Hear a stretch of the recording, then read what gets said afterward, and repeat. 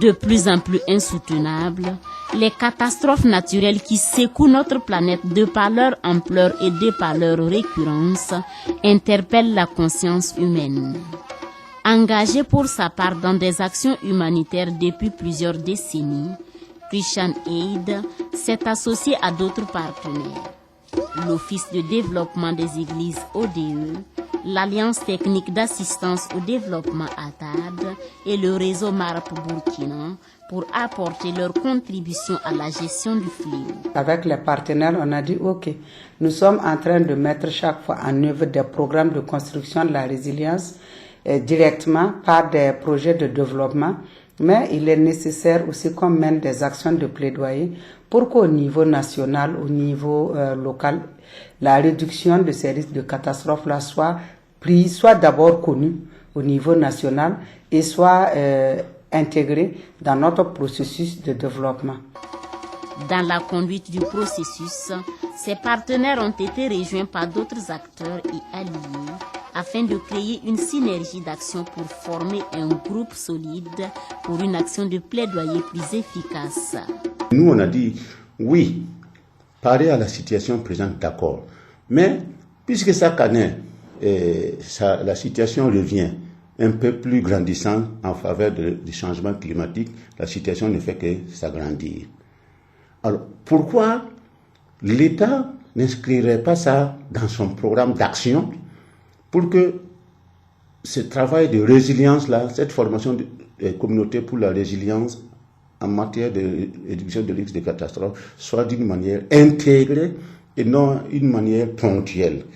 Voilà un peu ce qui nous a motivés à créer et à mettre en place ces réseaux informels de réduction des risques de catastrophes. Au nombre des acquis, l'adoption par l'Assemblée nationale d'une loi sur la réduction des risques de catastrophes. Et pour que cet acquis soit une réalité, les parties prenantes ont conduit une série d'activités allant de l'interpellation des autorités à la vulgarisation de cette loi.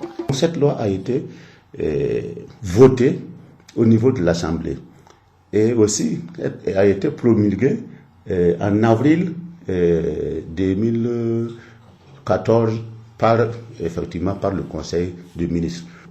Une fois qu'il est adopté, promulgué par le gouvernement, on s'est dit, ce document existe, c'est en français. Et ça peut rester dans les tiroirs des ministères, ou bien des directeurs centraux, ou bien décentralisés, mais ce n'est pas accessible aux communautés. Le bilan du réseau est positif, mais on dit qu'on peut toujours mieux faire. Parce que nous avons pu avoir la loi qui a été adoptée. Et actuellement, on a essayé de le réduire en français facile, le traduire dans différentes langues locales et le disséminer un peu partout. Mais nous pensons qu'on peut encore mieux faire parce que nous nous sommes rendus compte qu'il y a la mise en œuvre de la loi n'est pas encore effective au niveau du pays et même les décrets d'application de la loi ne sont pas effectifs. Et dans ce cadre-là, nous avons également accompagné le CONASUR à organiser un atelier national pour pouvoir mettre en œuvre les décrets d'application. Malheureusement, la situation politique avait prévalu un autre changement et il y a d'autres personnes qui sont revenues. On a voulu continuer, ça n'a pas abouti. Et là maintenant, comme on a la chance qu'il y a un nouveau gouvernement qui est là, et on est en train maintenant de faire les pourparlers avec eux. Mais actuellement, nous sommes d'accord avec l'État parce qu'au niveau de Christian Aid ou de ses partenaires, nous sommes devenus une structure incontournable au niveau du pays. Au niveau national, quand on parle de réduction des risques de catastrophe, l'État nous associe directement, que ce soit au niveau national ou que ce soit au niveau international. Autre action majeure, la signature d'un pacte sur la réduction des risques de catastrophe avec les candidats à l'élection présidentielle de novembre 2015. Pendant la campagne électorale en novembre, nous avons tenu à ce que tous les candidats à l'élection présidentielle puissent signer un pacte pour jurer, c'était pas sur la Bible, mais quand même ce pacte pour dire que une fois qu'ils ont pris l'engagement sérieux, qu'une fois que élus, la réduction des risques de catastrophe sera un thème central au niveau de leur programme d'action. Tout le monde sur 14, il y a 12 que nous avons pu avoir qui ont signé, dont monsieur le président actuel, monsieur Rochmark Christian Kaboré, qui a signé, qu'une fois élu, et il tiendra compte de cet aspect-là dans son programme d'action. Dans leur lancée pour la promotion et la consolidation de la culture de réduction des risques de catastrophe, les membres du réseau ont adhéré à l'idée de consacrer une journée entière à la prévention du phénomène. C'est ainsi que depuis 3 ans, le réseau organise régulièrement des activités allant dans ce sens chaque 13 octobre. En 2013, c'est la Toudin, dans le Passoré, qui a accueilli l'événement. En 2014, le cap a été mis sur Goursi dans le Zandouma, et ce sont les personnes âgées qui étaient à l'honneur. Louda, dans la province du San-Matenga, a pris le relais en 2015. Cette année, le réseau et ses partenaires se sont retrouvés à Komsiliga dans le cadre du Ngour, où l'événement a été célébré en différé le 20 octobre 2016.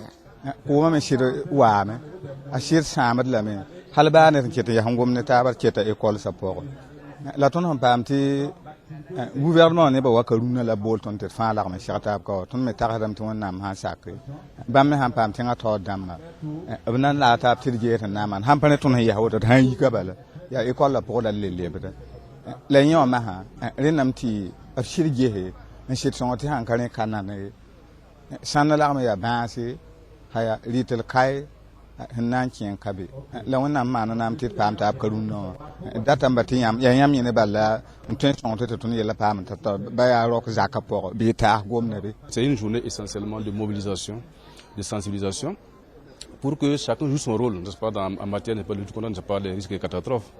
Quelqu'un l'a dit, si les gens continuent, n'est-ce pas, de réaliser leurs locaux, leurs maisons dans les zones inondables, il va de soi que là, nous créons plus, n'est-ce pas, de problèmes que nous résolvons. Donc, c'est une interpellation à tous les acteurs, voilà, même jusqu'au niveau, n'est-ce pas, du village, pour qu'ensemble, nous puissions effectivement être suffisamment armés pour, n'est-ce pas, affronter, n'est-ce pas, cette problématique, n'est-ce pas, de lutte, de réduction, n'est-ce pas, des risques de catastrophes. Nous voulions témoigner aux sinistrés la compassion et le soutien des organisations internationales, des organisations locales et du réseau de plaidoyer pour la réduction des risques de catastrophes que nous appuyons et nous accompagnons techniquement et financièrement et piloté par le réseau MARC.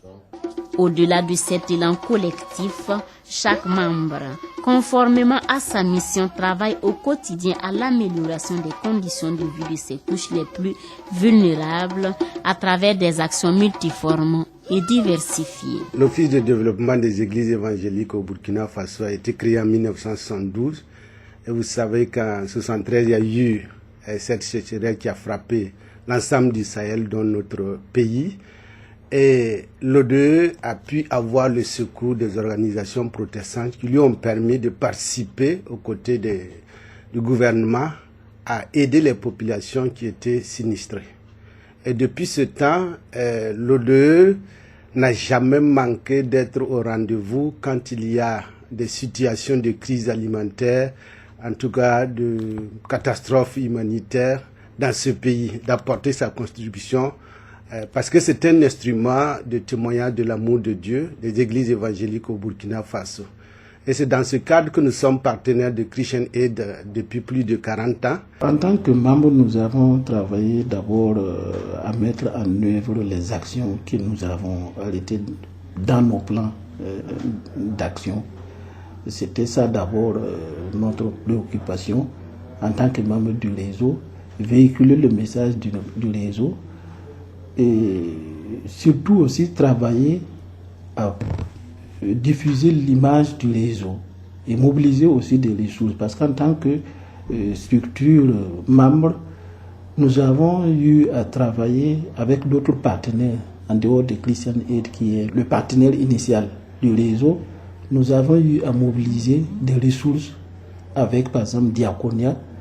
D'ailleurs, même ces ressources nous ont permis d'être beaucoup plus visibles sur le terrain à travers son appui pour l'élaboration et la signature du pacte avec les candidats aux élections présidentielles de novembre 2015. Alors, cela a été un grand succès et ça a permis aussi au niveau du réseau de mobiliser d'autres acteurs qui ont adhéré au réseau, qui partagent aussi les idéaux du réseau. Étant une ONG internationale, nous savons que nous n'avons pas le mandat comme ça d'interpeller l'État burkinabé. Tout ce que nous on fait actuellement, nous on accompagne l'État burkinabé dans tout le processus de développement. Et dans le cadre de ces réseaux-là, nous on appuie techniquement et financièrement le fonctionnement et la mise en œuvre de toutes les activités du réseau. Au regard de tous ces acquis et de l'impact visible dans les changements de comportement, le réseau entend se donner les moyens afin de relever de nouveaux défis. On sait quand on a commencé, mais on ne sait pas quand est-ce qu'on va finir. Mais cela aussi exige des ressources en termes de ressources humaines et aussi des ressources financières.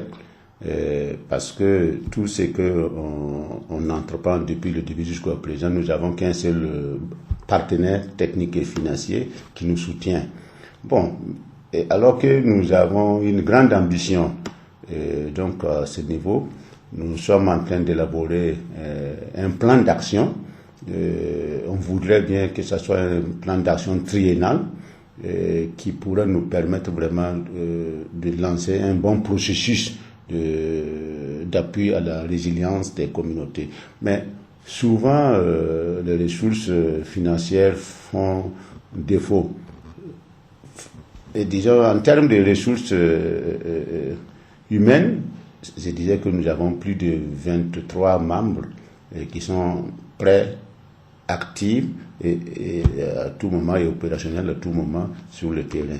Donc en cela, nous souhaiterons, nous demandons surtout, c'est un appel surtout aux institutions, aux différentes institutions, nationales comme étrangères, les ambassades et autres, tout, de nous soutenir pour que nous puissions effectivement mener à bien et à terme notre programme ou notre plan d'action qui sera en tout cas terminé dans un très bref délai.